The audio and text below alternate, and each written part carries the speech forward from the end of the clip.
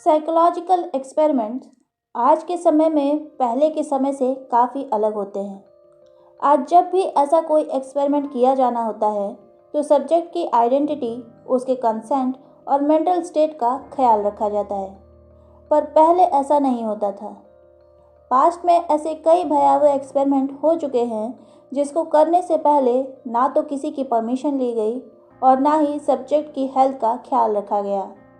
और इनमें से ही एक केस है लिटिल एल्बर्ट एक्सपेरिमेंट का, जिसमें एक 9 महीने के बच्चे को इतना ट्रॉमेटाइज किया गया कि वो सेंटा तक से भी डरने लग गया। तो चलिए जानते हैं एल्बर्ट एक्सपेरिमेंट के बारे में। 1920 में जॉन हॉपकिंस के professor John B Watson Ivan Pavlov की रिसर्च से प्रभावित होकर कंडीशनल स्टिमुलस पर रिसर्च करना चाहते थे। चलिए पहले जानते हैं कि क्लासिकल कंडीशनिंग क्या होती है। मान लीजिए कि आपको मकड़ी से डर लगता है। फिर आप ये सोचिए कि सबसे पहली बार आपको मकड़ी से डर कब और क्यों लगा था। क्या किसी ने आपके ऊपर मकड़ी फेंक दी थी? क्योंकि नॉर्मली हम लोग मकड़ी से नहीं डरते। कुछ लोग तो मकड़ियों को पालते भी हैं। इसी तरीके की कंडीशंस हमारी डेली लाइफ में बनती रहती हैं और हमें किसी पर्टिकुलर चीज़ से डर लगने लगता है, जिसे कहते हैं क्लासिकल कंडीशनिंग। इवन पावलोव ने ऐसा एक्सपेरिमेंट अपने कुत्ते के साथ किया था। वो जब भी अपने कुत्ते को खाना खिलाते तो एक बेल बजाते।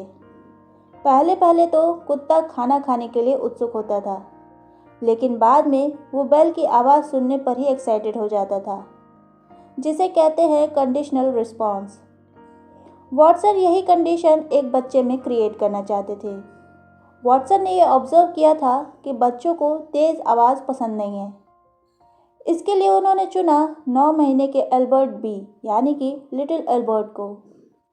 एक्सपेरिमेंट की शुरुआत में एल्बर्ट के पास वाइट चूहा, कुत्ता, खरगोश, सेंटा क्लॉज का मास्क और कई चीज़ें रखी गई और एल्बर्ट उन सबको देखकर खुश हुआ, उनसे खेलने लगा। वो किसी से भी डरा नहीं और उसने चूहा हाथ में ले लिया। फिर जब वो उस चूहे को छूता तो वॉटसन एक मेटल रॉड से बहुत तेज बैंग की आवाज़ करते और एल्बर्ट डर जाता। ऐसा ही वॉटसन ने बाकी चीज़ों के साथ भी किया।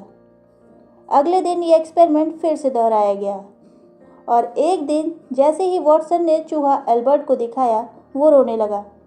वॉटसन को घंटी बजाने की ज़रूरत भी नहीं पड़ी और इस तरीके से एल्बर्ट, जिसे किसी भी तरीके का फोबिया नहीं था, उसके अंदर वॉटसन ने चूहों का डर पैदा कर दिया। यही नहीं, एल्बर्ट उसके बाद से फरी चीज़ों, यहाँ तक कि सेंटा क्लॉज से भी डरने लग गया। वॉटसन ने कहा कि वो इस बिहेवियर को रिवर्स कर सकते हैं, यानी कि एल्बर्ट में से फोबिया ख़त्म कर सकते हैं, पर उन्होंने ऐसा किया नहीं और एल्बर्ट ऐसे ही रह गया। लिटिल एल्बर्ट स्टडी और बाकी वर्क्स के लिए वॉटसन को फादर ऑफ बिहेवियरिज्म कहते हैं। वॉटसन जॉन हॉपकिंस यूनिवर्सिटी में पढ़ाते थे, लेकिन 1920 के लिटिल एल्बर्ट एक्सपेरिमेंट के कुछ दिन बाद उन्हें यूनिवर्सिटी से निकाल दिया गया। पहले तो जॉन हॉपकिंस ने वॉटसन को उसके इस एक्सपेरिमेंट के लिए 50% तक सैलरी रेज दिया था, लेकिन बाद में उन्हें निकाल दिया गया। क्यों? कहा जाता है कि वॉटसन का उसके स्टूडेंट रोजली रेनर के साथ अफेयर था, जबकि वॉटसन पहले से ही शादीशुदा थे और उनकी पत्नी मैरी एक्स काफ़ी रईस खानदान से थी। और वॉटसन और रेनर के लव लेटर न्यूज़पेपर में पब्लिश होने के बाद हॉपकिंस ने वॉटसन को इंडिसेंसी के लिए निकाल दिया। फिर सवाल उठने लगे कि आखिर लिटिल एल्बर्ट कौन था और उसका क्या हुआ। इसके बारे में अभी भी अनिश्चितता बनी हुई है। 2012 में रिसर्चर्स ने ये क्लेम किया कि उन्होंने लिटिल एल्बर्ट की ट्रू आइडेंटिटी पता कर ली है। बच्चे का असली नाम था डगलस मेरिट, जिसकी 7 साल की उम्र में डेथ हो गई थी। मेरिट को हाइड्रोसेफलस था, जो कि एक दिमागी बीमारी होती है, लेकिन वॉटसन ने क्लेम किया था कि बच्चा पूरी तरीके से हेल्दी है एक्सपेरिमेंट के लिए। तो अगर वो बच्चा मेरिट है तब वॉटसन ने झूठ बोला, जो कि उनकी लेगेसी पर एक भद्दा क्वेश्चन मार्क लगाता है। लेकिन बाद में रिसर्चर्स ने कहा कि वो बच्चा विलियम एल्बर्ट बर्जर भी हो सकता है। बर्जर का जन्म उसी दिन और उसी हॉस्पिटल में हुआ था जिसमें मरीड का जन्म हुआ था।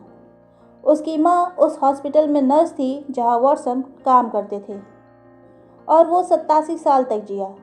लेकिन अभी तक एल्बर्ट की ट्रू आइडेंटिटी के पुख्ता सबूत नहीं मिल पाए हैं। लिटिल एल्बर्ट एक्सपेरिमेंट को काफ़ी कंट्रोवर्शियल एक्सपेरिमेंट माना जाता है, जो कि अनैतिकता की सारी हदें पार करता है और इस एक्सपेरिमेंट को साइकोलॉजी के महत्वपूर्ण टॉपिक में से एक माना जाता है। तो आज के इस वीडियो में इतना ही। अगर वीडियो पसंद आया हो तो वीडियो को लाइक शेयर करें और चैनल को सब्सक्राइब करना ना भूलें। मिलते हैं अगले वीडियो में, तब तक के लिए बाय।